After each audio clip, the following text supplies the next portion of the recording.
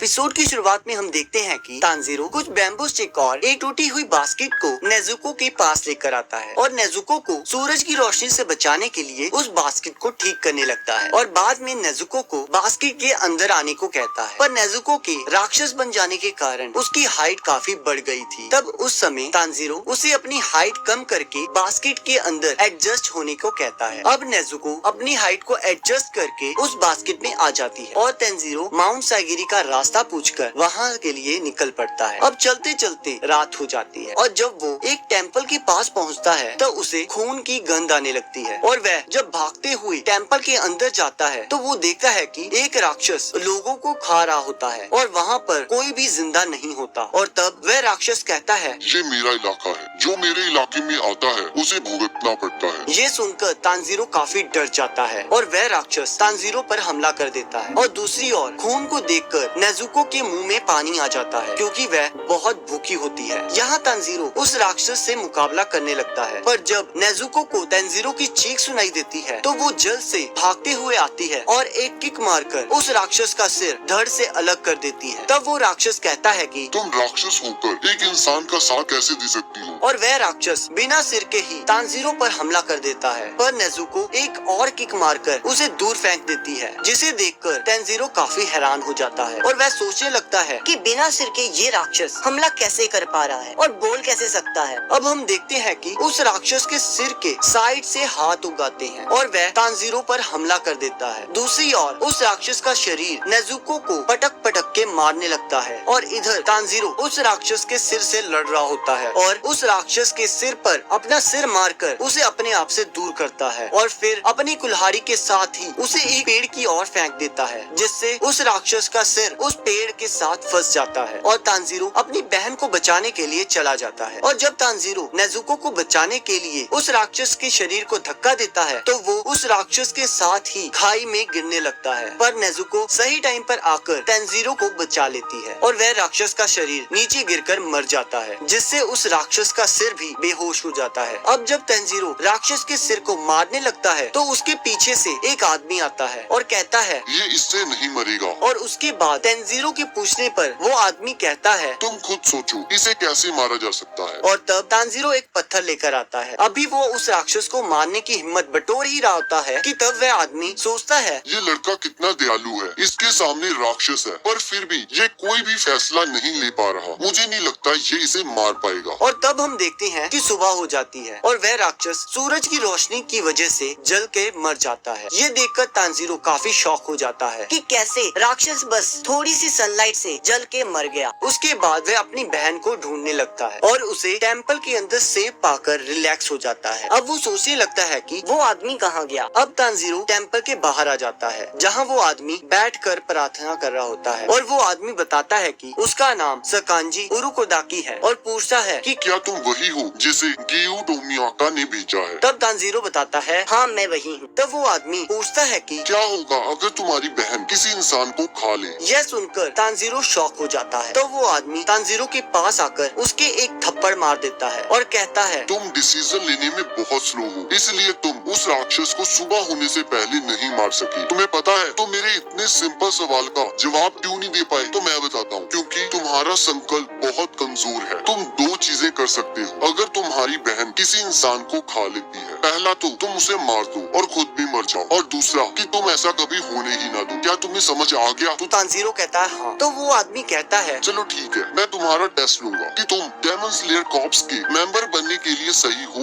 या नहीं। चलो अपनी बहन को उठाओ और मेरे साथ चलो। अब दोनों भागते भागते उस आदमी के घर पहुंच जाते हैं और तब वह आदमी तांजीरो को कहता है कि तुम्हारे टेस्ट के लिए हमें पहाड़ पर जाना होगा और मैं वादा करता हूँ जब तक तुम वापस आओगी तब तक मैं तुम्हारी बहन का ध्यान रखूंगा। उसके बाद दोनों पहाड़ की ओर निकल जाते हैं जहाँ बहुत ज्यादा अंधेरा होता है और सांस लेने में भी मुश्किल हो रही होती है। तब वह आदमी तांजीरो को कहता है कि तुम्हें सुबह होने से पहले मेरे घर के पास पहुँचना होगा, वो भी अकेले। ये कहकर वह आदमी धुंध में कहीं गायब हो जाता है। पहले तो तांजीरो को लगता है कि मैं आसानी से उस आदमी की स्मेल से रास्ता पता कर लूंगा और वो पहाड़ से उतरना शुरू कर देता है, पर तभी वह एक ट्रैप में फंस जाता है। तब उसे समझ आता है कि असली टेस्ट ये है, उसे इन सभी ट्रैप्स को पार करके सुबह तक नीचे पहुंच जाना है। और वो बड़ी मुश्किल से सभी ट्रैप्स को पार करते हुए आखिरकार उस आदमी के घर पहुंच जाता है। इस बीच उसे बहुत चोटें आई होती हैं। ये देखकर वह आदमी कहता है, आज से तुम मेरे शिष्य हो। तो इसी के साथ सेकंड एपिसोड खत्म हो जाता है। बाकी अगले एपिसोड को देखने के